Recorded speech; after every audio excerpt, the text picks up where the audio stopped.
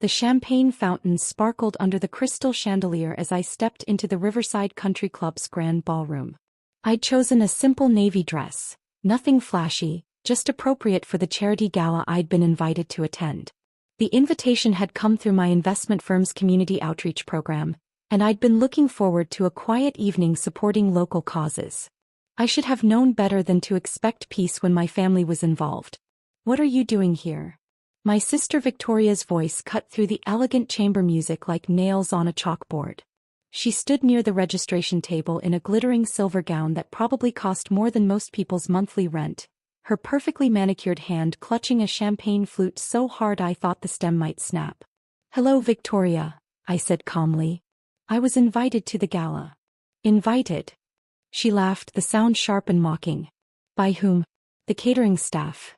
Her friends, 3 women I recognized from her social circle, giggled behind their hands.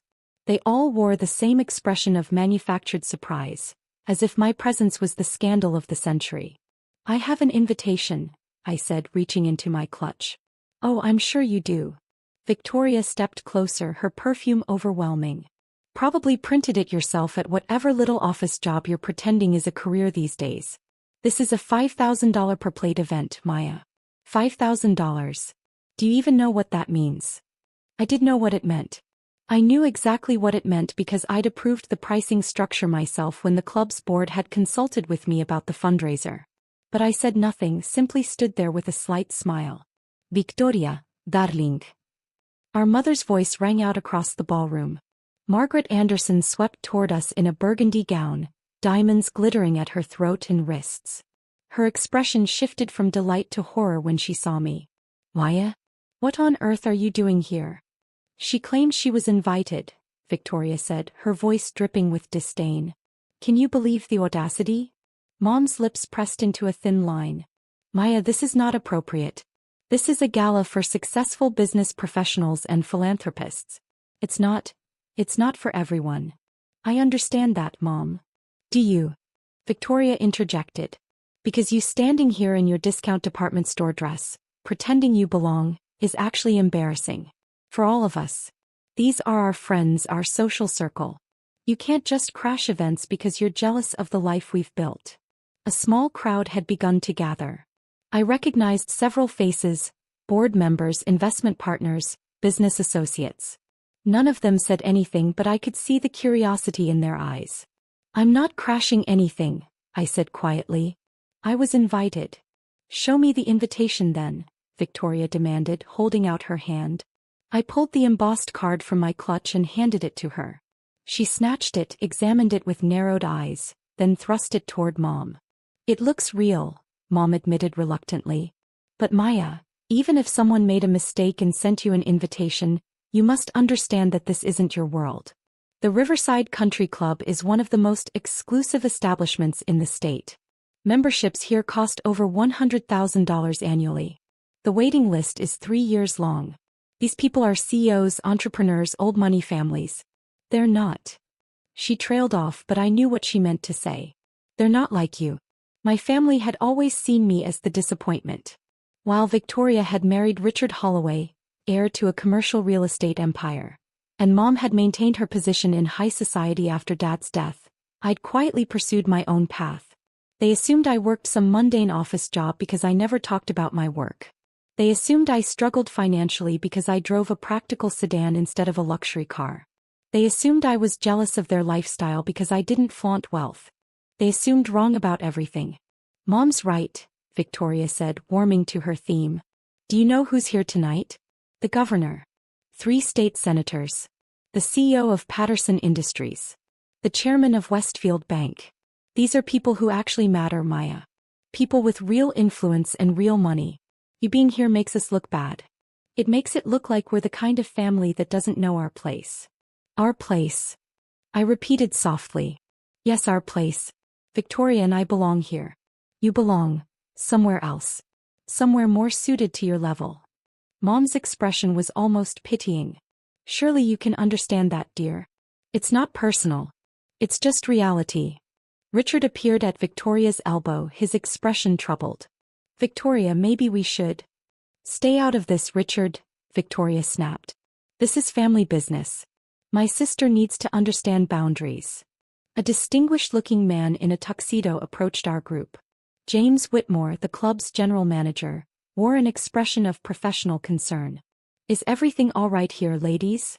No, everything is not all right, Victoria said immediately. This woman doesn't belong here.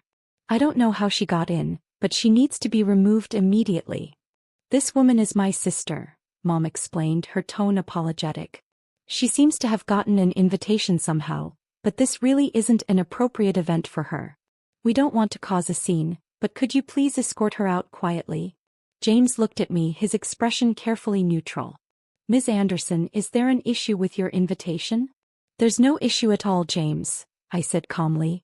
My invitation is legitimate. Her invitation might be real, but her presence here certainly isn't legitimate, Victoria insisted. Look, I don't know if someone made a clerical error or if she somehow manipulated her way onto the guest list, but this needs to be corrected immediately. My mother and I are long-standing members of this club. We've been coming here for 15 years. We know everyone here. We belong here. She doesn't. I'm sure there's been a misunderstanding, James said diplomatically. The only misunderstanding is my sister's complete inability to recognize when she's out of her depth, Victoria said. Her voice had risen, drawing more attention. At least 30 people were now watching the scene unfold. She's always been like this, grasping at things beyond her reach. It's pathetic. Victoria, please, Richard said quietly. People are watching. Good. Let them watch. Let them see that the Anderson family doesn't tolerate social climbing, even from our own relatives. Victoria turned back to James. I want to speak to the owner. Right now. Get me the owner of this club immediately. My heart skipped a beat, but I kept my expression serene. Victoria, I don't think that's necessary, James began. I don't care what you think is necessary, Victoria snapped. I am a member of this club. A dues-paying, respected member. I'm telling you to get the owner here right now so they can deal with this situation appropriately. My sister is not supposed to be here and someone needs to take responsibility for this disaster. Mom nodded firmly. I agree. Get the owner. This has gone on long enough. Maya needs to leave and whoever allowed her in needs to be held accountable. The crowd had grown larger. I could see phones being discreetly positioned, people pretending not to record while clearly capturing every moment. In the age of social media, scenes like this had a way of going viral. James looked at me again and I saw the slightest hint of amusement in his eyes. Are you certain you want me to proceed with this request? He asked Victoria. Are you deaf? Victoria demanded. Yes, I want you to proceed. Get the owner here immediately, or I'll make sure you're looking for a new job by Monday morning. Very well, James said smoothly. He pulled out his phone and made a brief call. The owner will be here momentarily. Victoria smiled triumphantly. Good. Finally, someone who understands how things work around here. Mom patted Victoria's arm. You did the right thing, dear. Sometimes tough love is necessary even with family. I just hope Maya learns from this, Victoria said, loud enough for everyone to hear. She's always had delusions of grandeur. Always thought she was better than her station in life. Maybe public humiliation is the wake-up call she needs. Richard looked increasingly uncomfortable. Victoria, maybe we could handle this more privately. No, Victoria cut him off. This needs to be public. Maya needs to understand once and for all that she can't just pretend to be something she's not. She can't walk into places like this and expect to be treated like she belongs. There are rules. There are standards. There are levels to society and she needs to accept her level. 3 more people approached our growing circle. I recognized them all. Catherine Price, president of the club's board of directors, Thomas Chin, the club's head of operations, and Margaret Sutton, the legal counsel. They all nodded to me subtly and I returned the gesture with the slightest incline of my head. What's this about? Catherine asked James. Ms. Holloway has requested to speak with the owner, James explained. She believes there's been an error with the guest list. An error? Victoria scoffed. That's putting it mildly. My sister somehow got herself invited to this gala, and she needs to be removed immediately. She doesn't belong here. Anyone with eyes can see that. Mom stepped forward. I apologize for the disturbance, but Victoria is absolutely right. Maya is not part of this social circle. She doesn't have the means or the standing to attend an event like this. Surely you understand our position. I see, Catherine said carefully. And you'd like the owner to address this situation? Immediately, Victoria confirmed. I don't know what kind of lax standards have been allowed lately, but this is unacceptable. The Riverside Country Club has a reputation to maintain. Allowing just anyone to waltz in diminishes that reputation. Just anyone? Thomas repeated. You know what I mean, Victoria said impatiently. People who don't belong. People who can't afford to be here. People who aren't actually successful or important. People like my sister. The cruelty in her voice was breathtaking. We'd grown apart over the years, but I'd never realized how deep her disdain ran. Or perhaps I had known and simply chosen not to acknowledge it. The owner should be here any moment, James said, checking his watch. Though I should mention. I don't need your commentary, Victoria interrupted. I need results. How long does it take to get one person down here? Actually, Catherine said slowly, the owner is already present. What? Where? Victoria's head swiveled, scanning the crowd. Is it Mr. Pemberton? I knew he still had involvement with the club. Where is he? Mr. Pemberton sold his ownership stake 3 years ago, Thomas explained. 3 years ago? Mom looked surprised. To whom? To a private investment group initially, Margaret, the legal counsel, said. But 18 months ago, that group sold the property to a single owner who's been managing it through a trust. Well, get whoever that is down here, Victoria demanded. I don't care about the ownership history. I care about getting my sister removed from this premises immediately. I'm afraid there's been a significant misunderstanding, Catherine said, her professional composure cracking slightly with what might have been suppressed laughter. The only misunderstanding is whatever incompetent staff member let Maya in here, Victoria snapped. No, James said, his voice taking on a formal quality. The misunderstanding is yours, Ms. Holloway. You've asked to speak to the owner. The owner is here.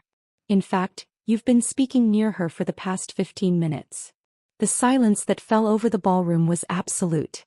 Victoria's face went blank with confusion. What are you talking about? James turned to me and I saw the full smile break across his face now. Ladies and gentlemen, allow me to formally introduce Ms. Maya Anderson, sole owner of the Riverside Country Club and the entire Riverside Properties portfolio, which includes this club, the Riverside Hotel, the Riverside Conference Center, and approximately 400,000 square feet of commercial real estate in the metropolitan area. I watched the color drain from Victoria's face. Mom's mouth had fallen open in an expression of pure shock. That's impossible, Victoria whispered. I assure you it's quite possible, Catherine said. She pulled out a tablet and turned it toward Victoria. Ms. Anderson acquired the property through her investment firm Anderson Capital Management. She's been the sole owner and primary decision-maker for the past 18 months. Every major policy decision, every renovation, every event, including tonight's gala, has been approved by her. But she's... Mom stammered, unable to complete the sentence. She's what? Thomas asked pointedly. Successful? Influential? Yes, she's all of those things. Anderson Capital Management has assets under management exceeding $800 million. Ms. Anderson personally manages a portfolio worth over $200 million. She's one of the youngest self-made investors in the state. This is a joke, Victoria said, but her voice lacked conviction. This is some kind of prank.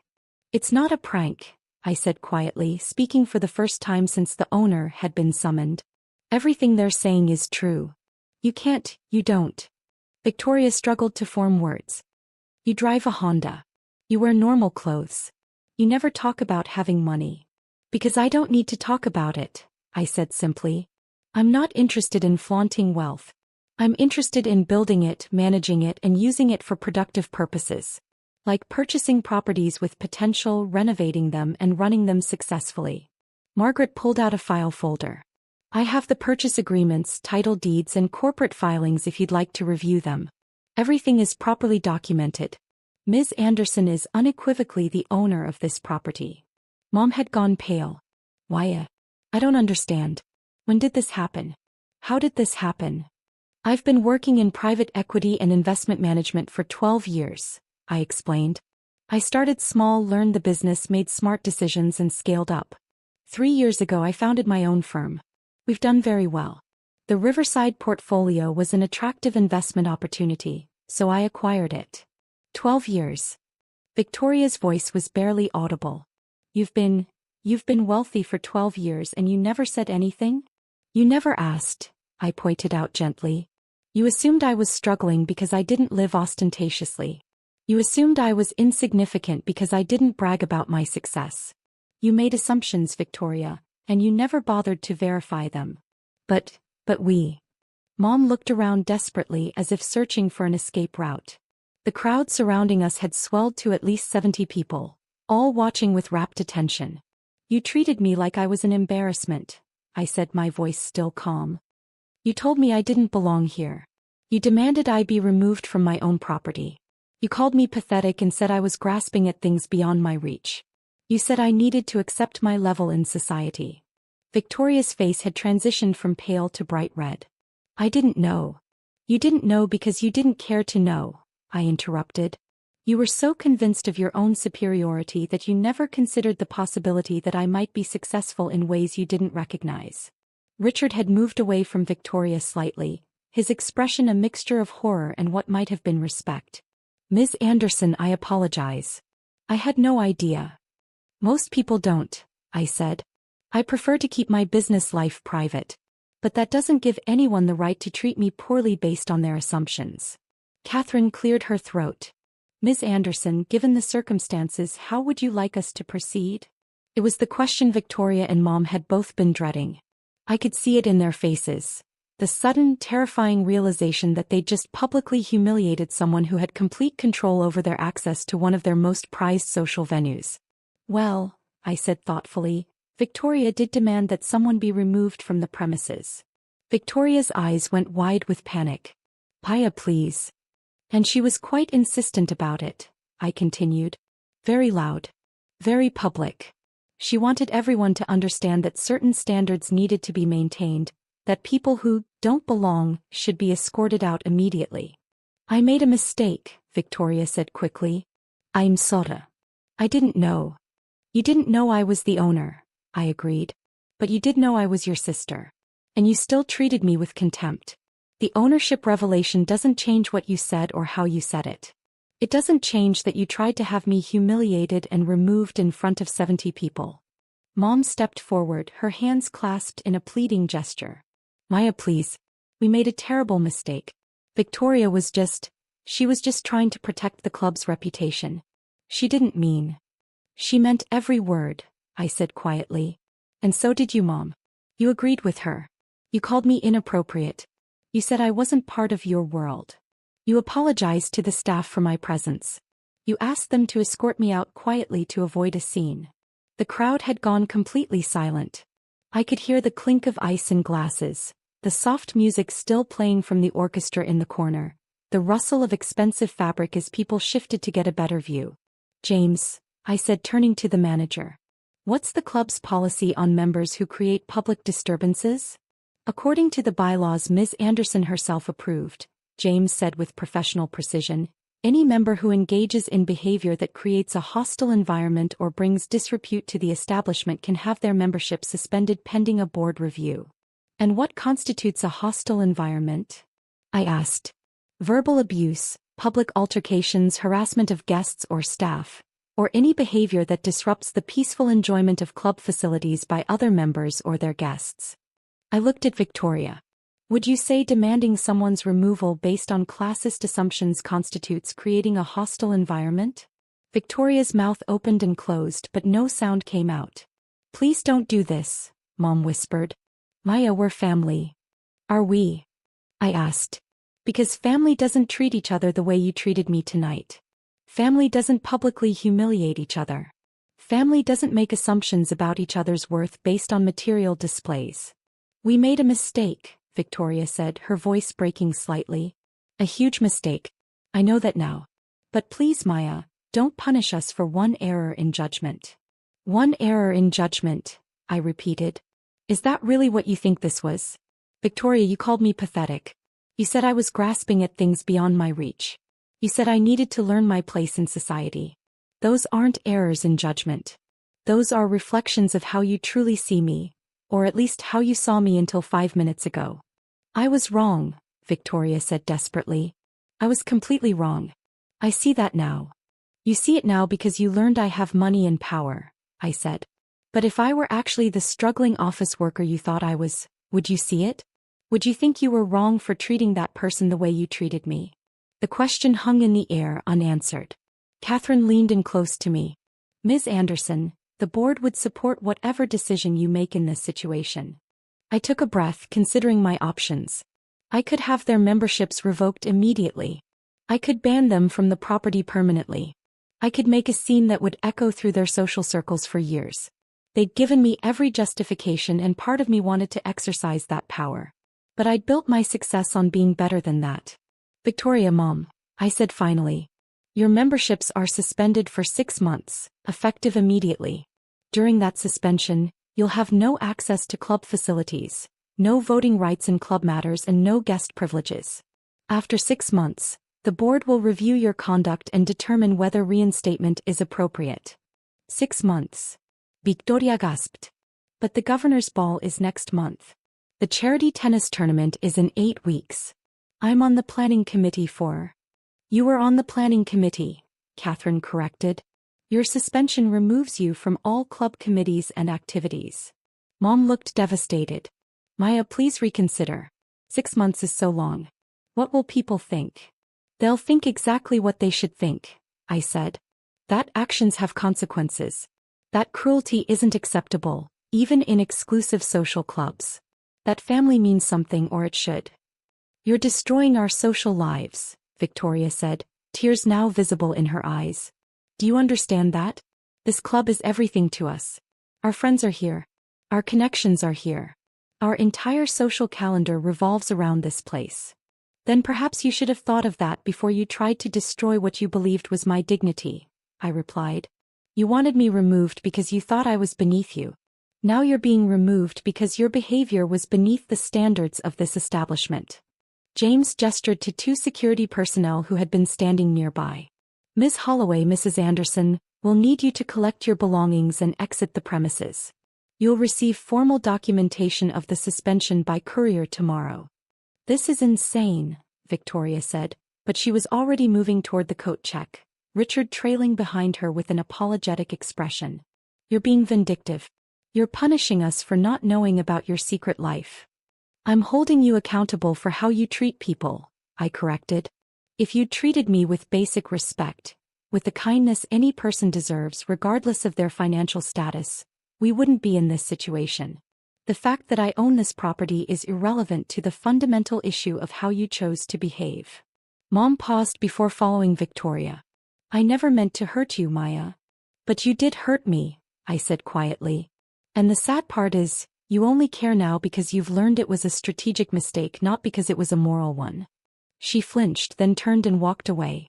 The crowd began to disperse, buzzing with conversation. I could already imagine the texts flying across the city, the social media posts being carefully crafted, the scandals spreading through elite circles like wildfire. Catherine touched my arm gently. That was handled with remarkable restraint, Ms. Anderson. Most owners would have been far less merciful. I don't want revenge, I said. I want them to learn something. Though I'm not optimistic about the outcome. The 6-month suspension was wise, Thomas said. Long enough to be meaningful, short enough to not be permanent damage. Though I suspect they'll be much more careful about their assumptions in the future. One can hope, I said. James approached with a fresh glass of champagne. Your table is ready whenever you'd like to sit, Ms. Anderson. We have you positioned near the governor. He's been eager to discuss the club's expansion plans with you. I accepted the glass and took a moment to collect myself. The confrontation had been exhausting, even though I'd maintained my composure throughout. Part of me felt guilty for the public nature of my family's humiliation. But a larger part recognized that they'd created this situation themselves. As I walked toward my table, I passed Richard, who was waiting for his coat. He caught my eye and stepped close enough to speak quietly. For what it's worth, Ms. Anderson, I'm genuinely impressed, he said. Not just with your success, though that's remarkable, but with how you handled that situation. You could have destroyed them completely. You showed restraint. I showed consequences, I corrected. There's a difference. True, he acknowledged. I suspect Victoria will need some time to process this. She's not accustomed to being on the receiving end of reality. Are any of us? I asked. He smiled slightly. Fair point. I hope when things settle we might be able to maintain a cordial relationship. I've always thought you were more than you appeared to be. I just didn't realize how much more. Time will tell, I said noncommittally. The rest of the evening proceeded smoothly. I spoke with the governor about the club's planned renovations, discussed investment strategies with several fund managers, and quietly enjoyed the fact that I could attend an event at my own property without my family's interference, at least for the next 6 months. As the gala wound down, Catherine found me near the terrace doors. The board will meet tomorrow to formally process the suspension. I don't anticipate any issues. Your decision was well within your authority and, if I may say so, entirely justified. Thank you, I said. May I ask, will you tell anyone else in your family? About your ownership, your success? I considered the question. Eventually, perhaps. But I think I'll maintain my privacy for now. Tonight proved that some people only show their true character when they think there are no consequences. I'd rather see who people really are than who they pretend to be when they think I'm powerful. Catherine nodded thoughtfully. A wise philosophy, though potentially lonely. Potentially, I agreed. But I'd rather be lonely with the truth than surrounded by people who only respect me for my money. As I drove home that night in my practical Honda, I reflected on the evening's events. Victoria and Mom would spend the next 6 months locked out of their primary social venue, explaining to their friends why they were suddenly absent from every club event. They'd tell their version of the story, certainly, probably painting themselves as victims of my vindictiveness. But the truth would spread too. The 70 witnesses would share what they'd seen. 2 women treating a family member with contempt, demanding her removal, only to discover she owned the entire property. The story would become legend in certain circles.